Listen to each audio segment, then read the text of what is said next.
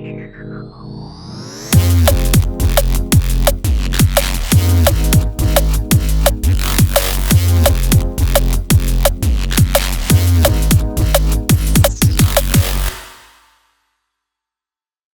there guys, welcome back to ARTFX Studios and you're watching the second sound design request. I'm doing these requests because I've made 25,000 subscribers. You can subscribe and like and follow and do whatever you need to do to keep up with everything I do on all the links that are in the screen right now. And I'll promise you guys to keep you up to date through all of those social media platforms.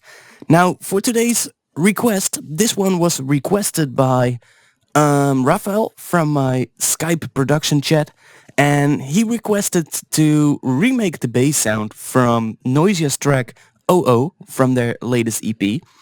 And I tried about 3 or 4 days trying to get that bass sound down, trying to get it exactly the way it sounds.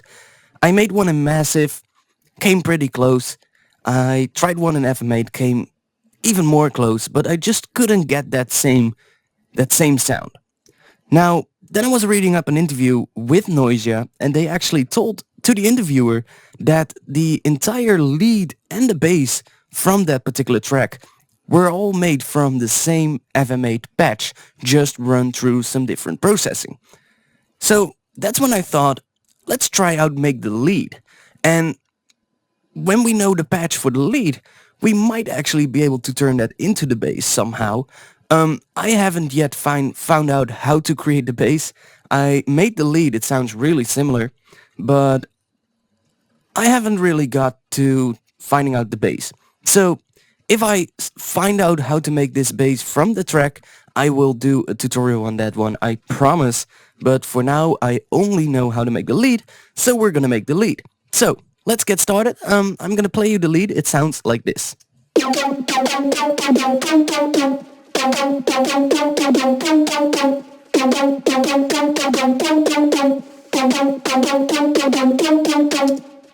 So it sounds pretty good. Without the delay and the reverb, it sounds like this.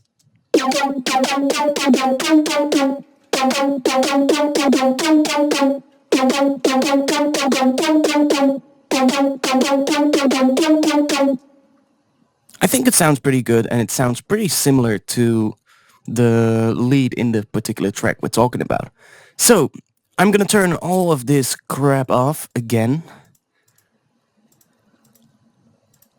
like that. And this is the patch itself without any processing.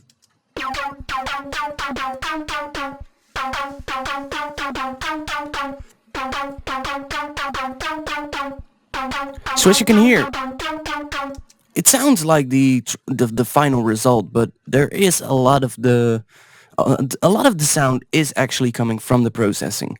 But before we can start working on the processing, we need to start working on the patch.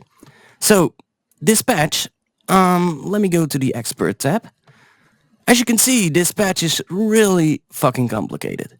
I've done a lot of stuff, and I think I'm gonna turn off all the operators for now and see how this was constructed. So I'm starting with operator F, so I'm going to enable that for now, which is the 1 + 3 + 5 square.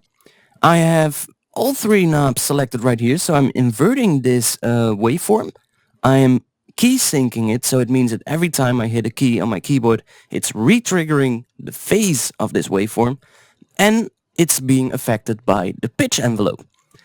Now, you can see when I bring up this particular graph, you can see the envelope for operator F. You can see it comes up with a really fast attack, then it drops back down, and the sustain level is just below halfway. Now, what this does is I wanted this sound to have a really percussive kind of character. And to get that percussive kind of character, I've added the volume envelope to the main operator.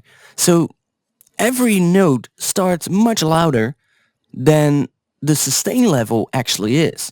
So the attack, the transient of the sound, or I need to say the attack of the sound becomes much more pronounced, and that will actually give us some sort of a transient on the start of the sound. So operator F is being fed through the filter. So I'm going to enable that with 100%. So it's fully going through the filter, and that filter is also going out with 100%.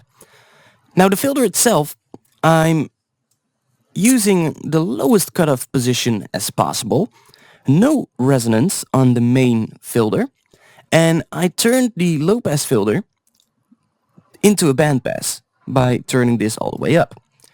I brought the spread up to 7%.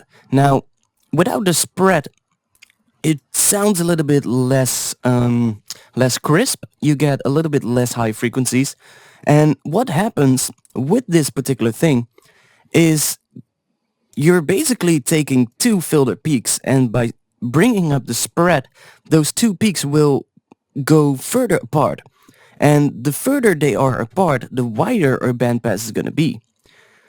Now, I added a little bit of resonance to the second peak, which is at 10%, so that's, well, not that much. It just adds a little bit more high frequencies. So, onto the envelope. You can see I have an envelope amount of 93%, and that means that the filter cutoff, this knob, is being controlled by our filter envelope that is down below in this window. You can see the envelope. You can see the values right here. I haven't really, I don't have a particular set amount of values for this. I just played around with this particular part, and I just changed the setting to make it work, make it fit. I think it was about here.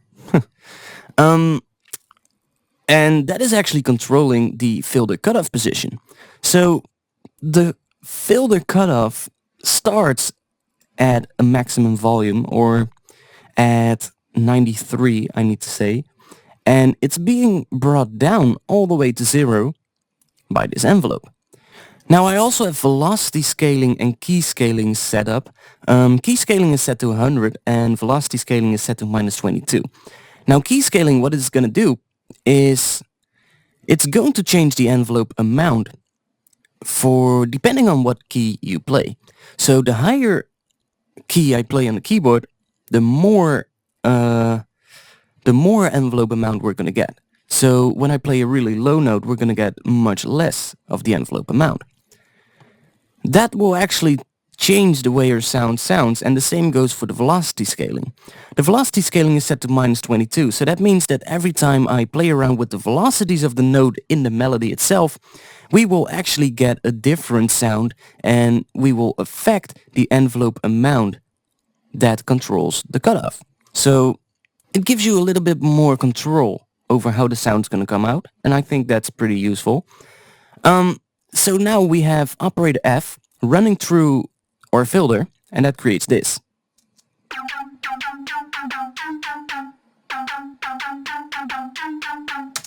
Now, I've also added 25% feedback to operator F. Without the feedback,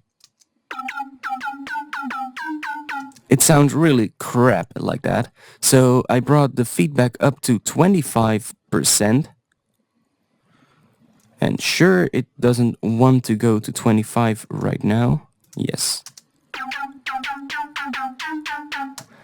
Gives it a little bit less of that squarish kind of sound, but gives it a little bit more crispiness and high end. So that's pretty cool. Now, I layered the operator F with operator E. And operator E, if I go to that operator, again has a envelope. As you can see, the envelope is ridiculously long, like that. The operator E is set to a square wave. I've also inverted this one, and key sync and pitch envelope is also on. Now, the level of this one is 22%, so 22% of this square wave is going into the filter, but 31% of this square wave is actually controlling the frequency of our first operator, which is operator F. So by enabling this particular operator, I've now changed the sound of operator F. And I can show you. It sounds like this right now. compared to this. So you can hear it start to become a little bit more like what we're going for. Now, I can turn this one off, which is 22, and this one is 31. So without this, we get that. 32 on this one, or 31.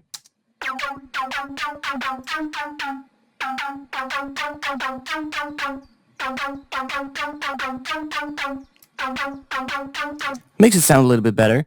As you can see, I've also brought the feedback up to 100%. Without that feedback, sounds like that. And we can send this 22% into the filter. Sounds a little bit high-pitched without the feedback, so I brought that feedback up.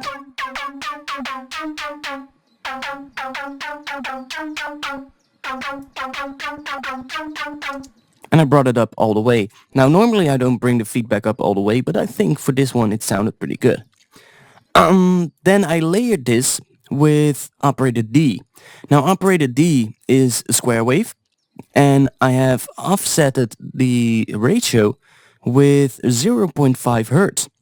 That creates a little bit more detuning in the sound, and therefore the sound's gonna sound a little bit more dynamic. You can see the envelope.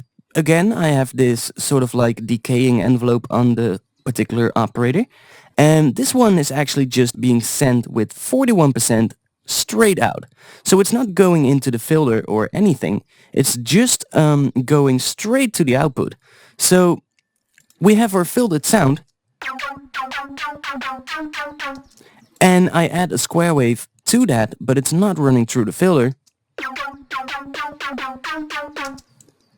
It's really difficult to hear, but it definitely adds a little bit to the sound. I can bring this up, and then you really hear it, and I bring it back down to that 41. So it just sits there in the background. Now I did this because in the original lead I can clearly hear that the lead has a lot of that square wave bottom end and that square wave character.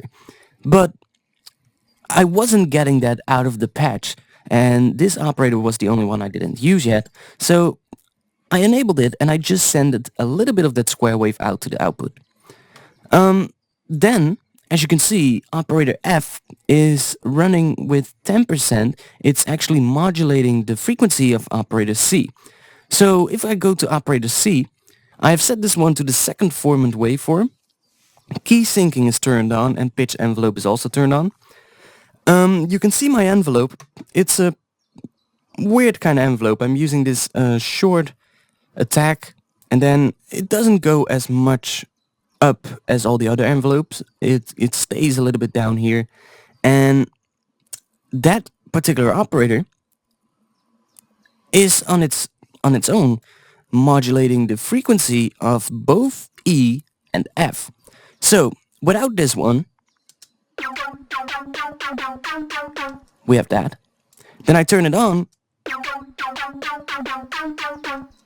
and I don't think you hear much of a difference, right?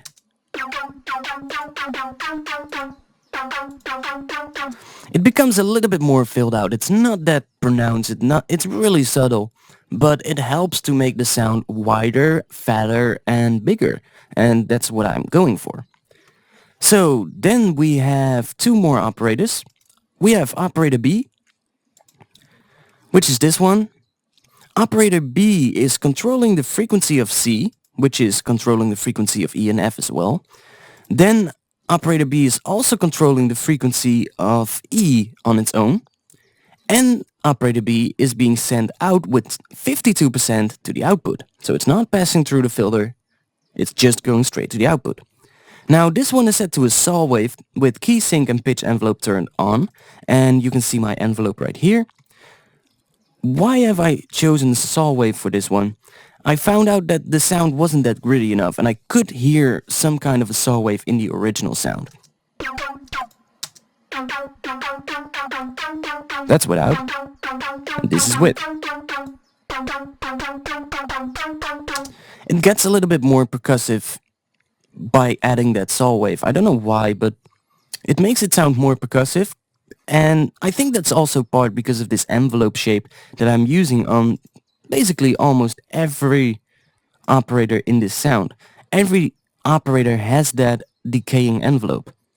Some might be a little bit shorter or less high, like this one, but it still is a decaying envelope, and these together they create that transient on the start of the sound.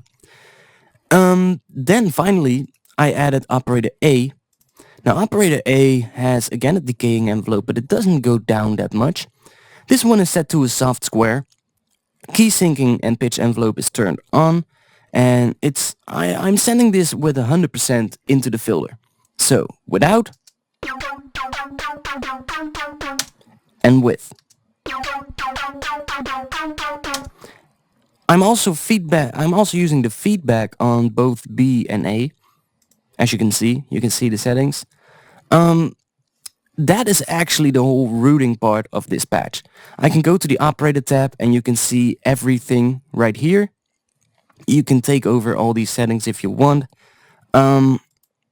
These are all the envelopes. As you can see, I'm not linking envelopes or anything. I'm just using them to control the sound. On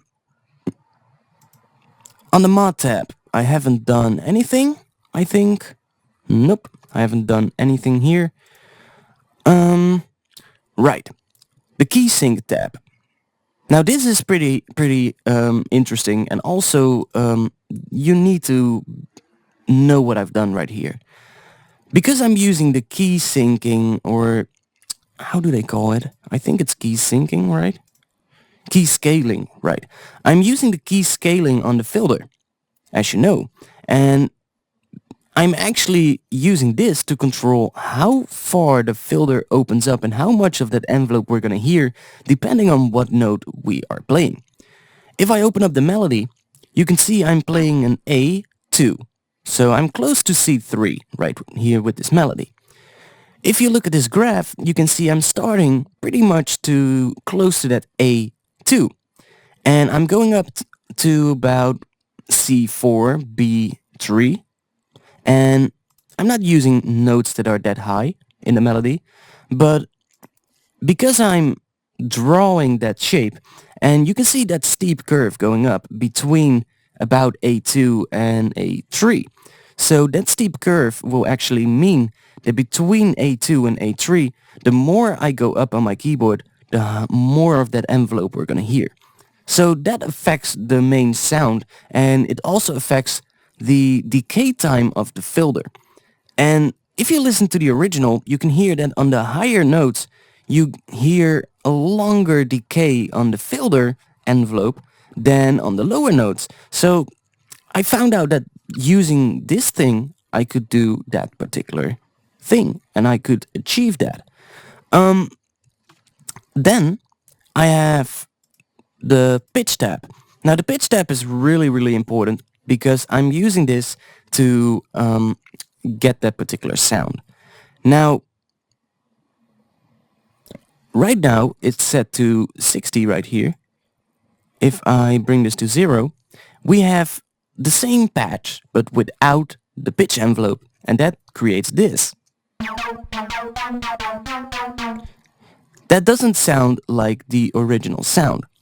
So it took me quite a while to find out that it was actually a pitch envelope, and you can see what I've done. I've created that really fast attack, that really fast decay at the start, and then I'm having that really slow, sort of like a second decay value.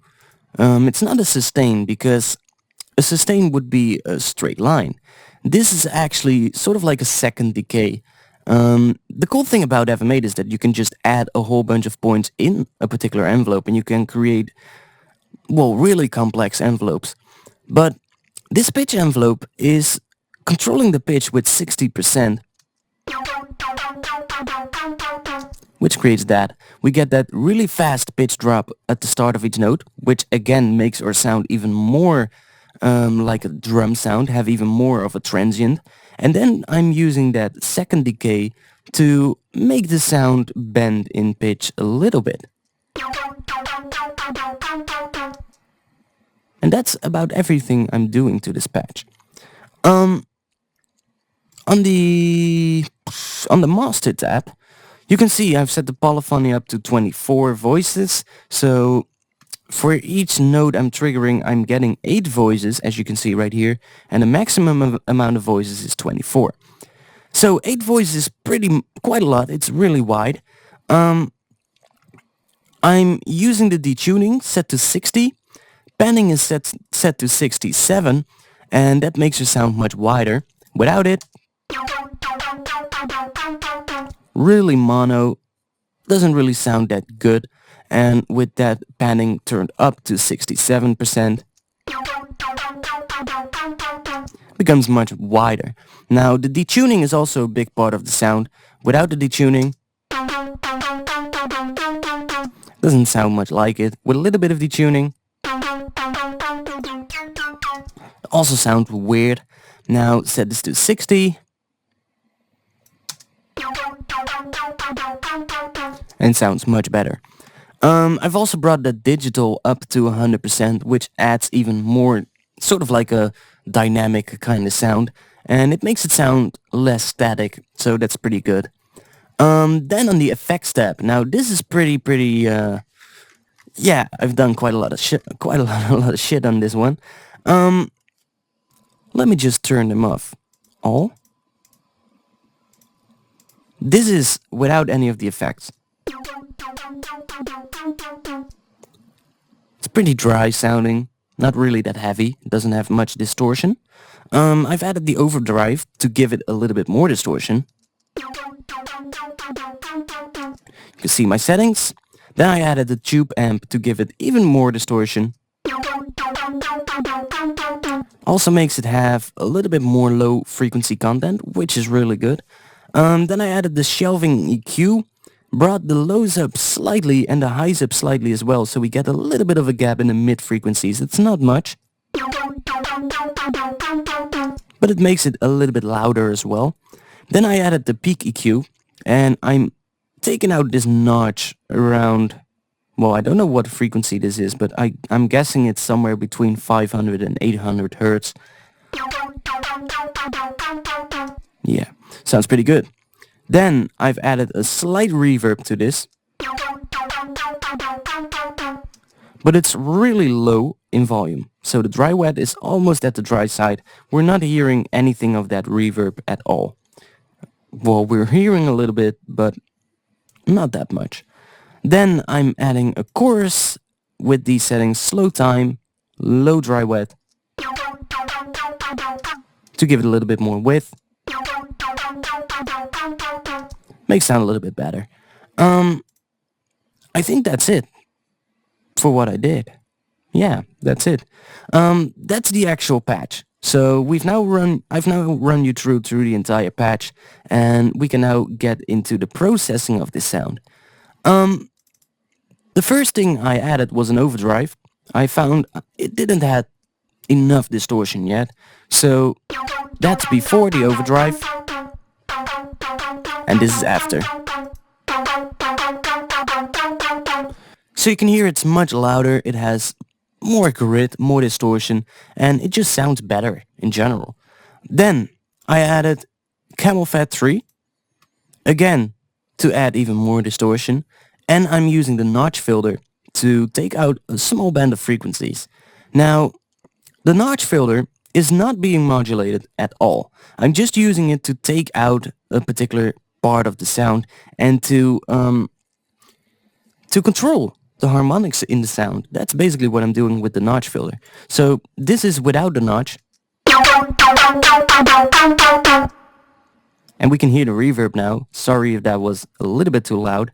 Then I took that notch filter and added it.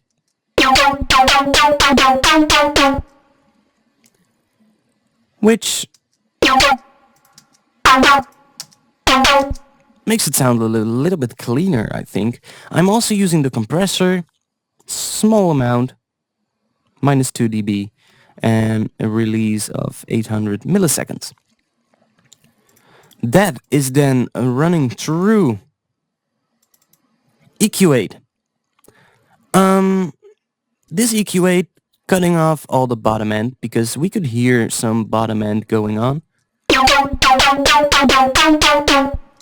Especially on the end of a note, we can hear that bottom end because of the filter that's closing down, and it sort of creates that weird thumpy kind of bottom end kind of thing.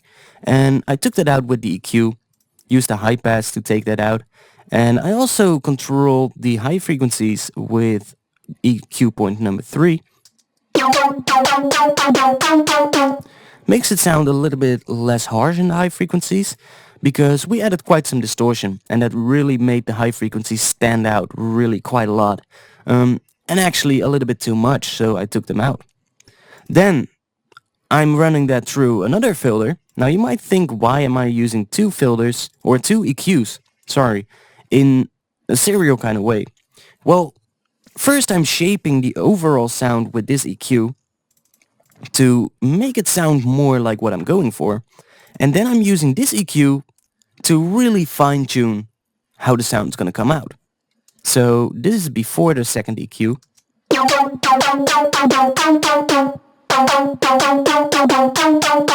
And this is after.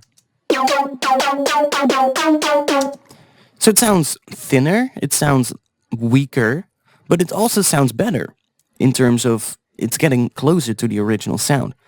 Then I've got my frequency splitter rack.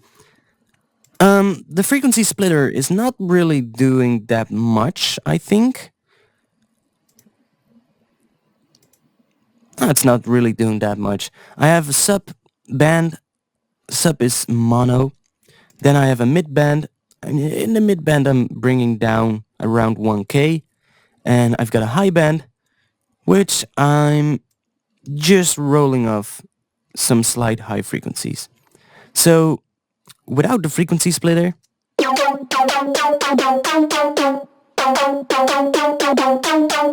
and with the frequency splitter. So again we get much less high frequencies, and I've also brought the high band down 2 dB. Then that is running through another EQ8, which again shapes the sound just a little bit, taking out some harmonics and, just cutting here and there to make it sound the way I want. It's becoming much thinner now as well.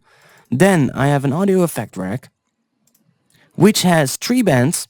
One band is centered, one band is 50% to the left, and the other one is 50% to the right. So this is band hard left, and this band hard right. Now what this is going to do, it's basically duplicating our signal, and it creates 3 the same signals, but then I'm panning one left, one right, and one is staying in the center. And because of that, our main sound is going to be much wider after this audio effect rack. So we've got that audio effect rack, and I also added a utility with the gain turned down to minus 10 dB because we are stacking up 3 the exact same chains, and before the audio effect rack the chain already was pretty loud, so when we stack 3 of them it's gonna be even louder.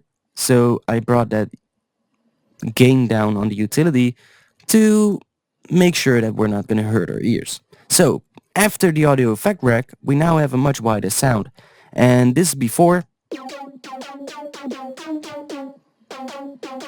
and this is after. Then I'm adding a glue compressor, which is compressing the hell out of this, and it's bringing up the volume after the compression. I have soft clipping turned on, so whenever it goes above 0 dB it just chops off everything that clips. I have a really fast release time and a really slow attack time, and that creates this. Then I've added another EQ8, again to roll off some of that bottom end, because I don't think we need that. And then I also brought down the mids around 1K ever so slightly.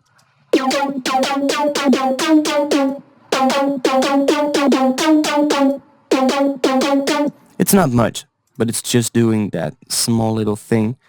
Then I've added one more auto filter, And that is because in the original track, especially during the intro when this lead is used, you can hear it starts off with not that much high frequencies, or low frequencies, sorry. Yeah, like that. So it starts off about this in the intro, and during that phrase of 8 bars, it comes down so that more low frequencies are going to creep into the sound. And it sounds a bit like this.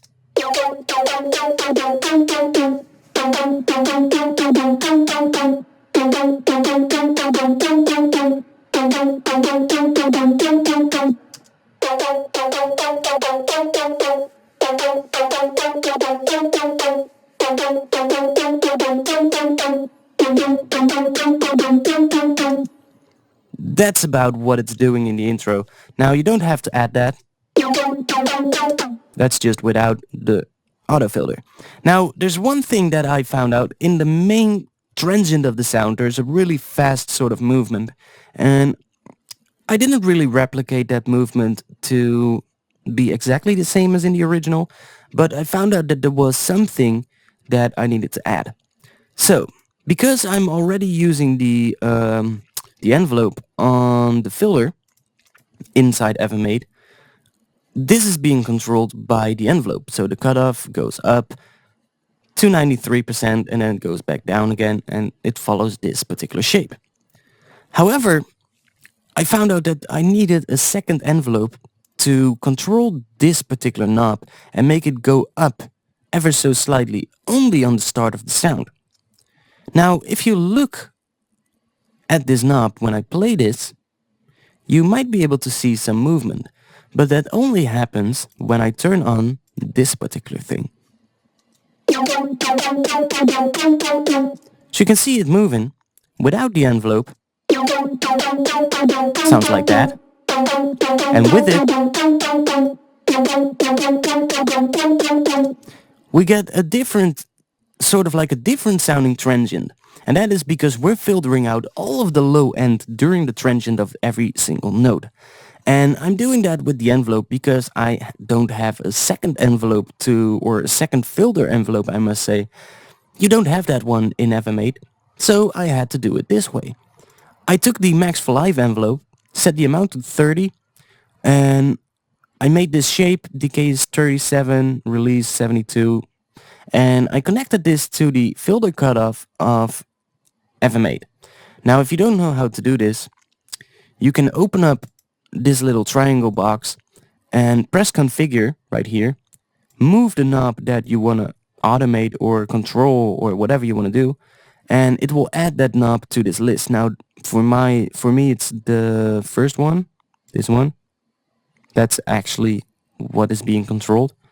You then press configure again and you can see it's in this list.